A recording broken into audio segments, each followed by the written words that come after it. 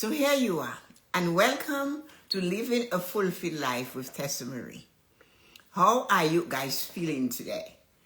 The point of this program is to always give you something. I have preached for 5-6 years before that on Facebook, and I wanted to bring you something because, as I said to you, when I was away on my vacation for my birthday and all of that, people kept asking, what are these things you do that enable you to be who you are?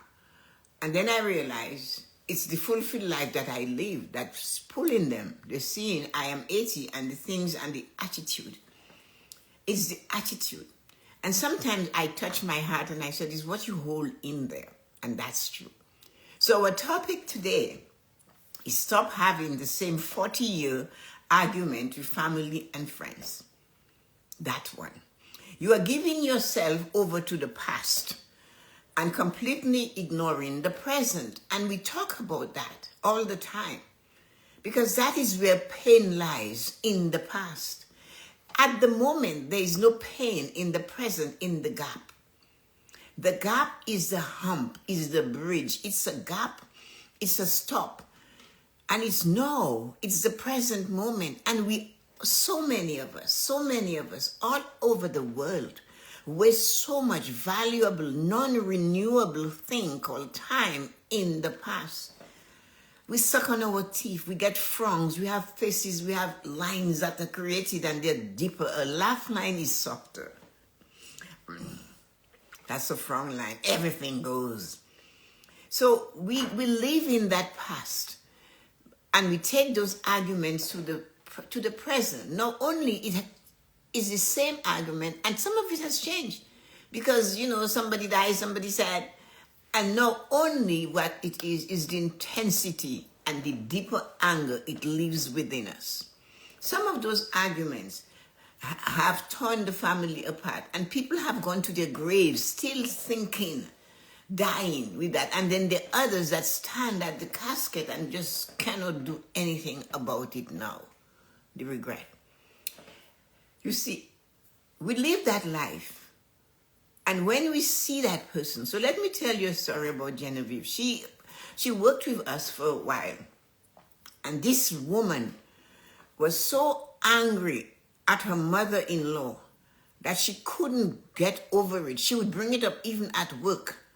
She just couldn't see that the mother-in-law told her that she would love her to use some of the old recipes of the family that were passed down from Scotland. And she had no room. She didn't want that. And she forbade the mother-in-law from seeing the grandchildren. When that woman would buy her a gift for the children, she would return the gift. Sometimes they were Canada Savings Bond paying like 20% return. She told me that, and I just put them in an envelope. And she said, it's Thanksgiving, and I have to deal with that, and there's going to be an argument. I know that already, and it's my house, and oh my God, I'd rather stay at my home. So I said to her, where's your mother-in-law? Well, she's in a nursing home. I said, so you're arguing with the person. Oh, well, they go get her and they bring her and she's annoying and you can see how she looks at me and she always interrupts. And I said, well, when did this thing start?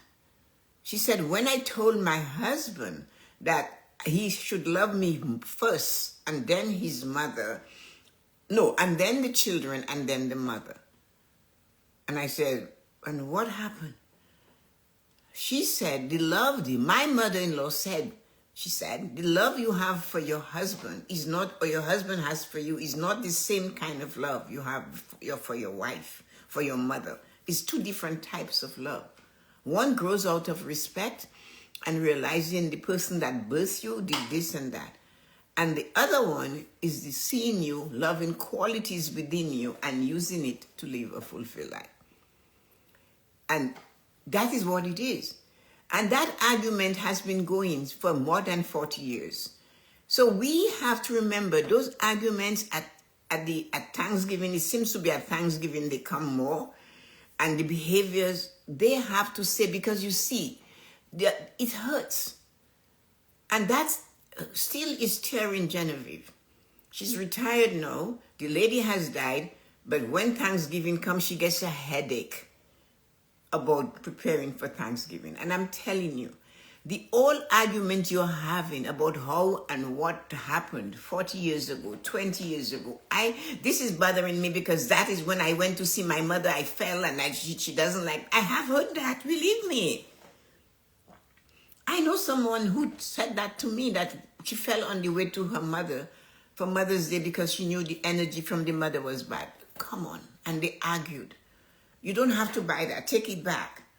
So the point of it I'm doing, you want to live a fulfilled life? Stop carrying these heavy things with you. The one thing you have today is this. Recognize the ghost of the past. That's your first tip. Your first tip from me is for you to recognize the ghost of the past.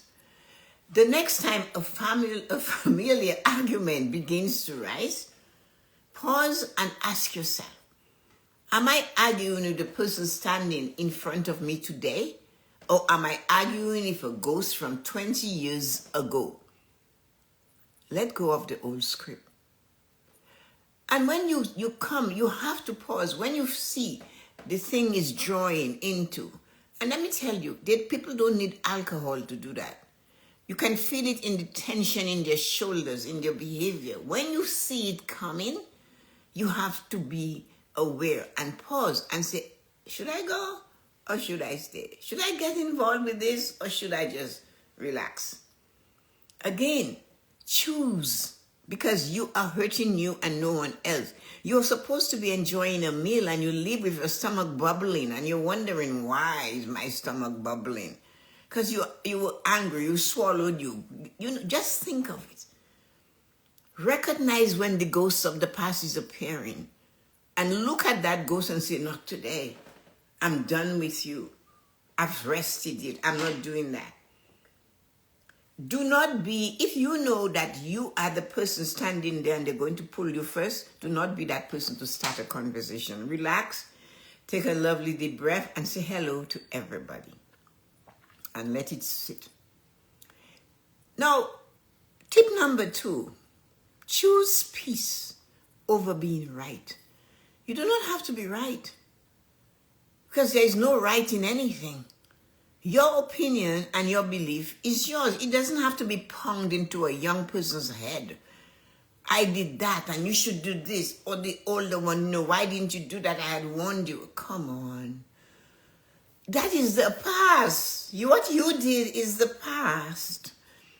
What you didn't do is the past. They're here now. Your mother, your sister, your child, your they're here now. Talk about it. Do not, when you hear somebody brings it up, say, you know what? I do not always have to be right. I have an answer. And somebody brought up something that happened on the 10th, 11th of April this year to me yesterday evening. And I said, you know what? I refuse to litigate this any further. I'm done with litigation. This is not part of my moment right now. This is not part of where I am. So reclaiming your fulfillment, realizing that winning an old argument is never worth losing a current relationship. It's not. Protect your peace and the peace of your home, your environment, by letting the need to have the last word fade away. Number 3, speak words you won't regret.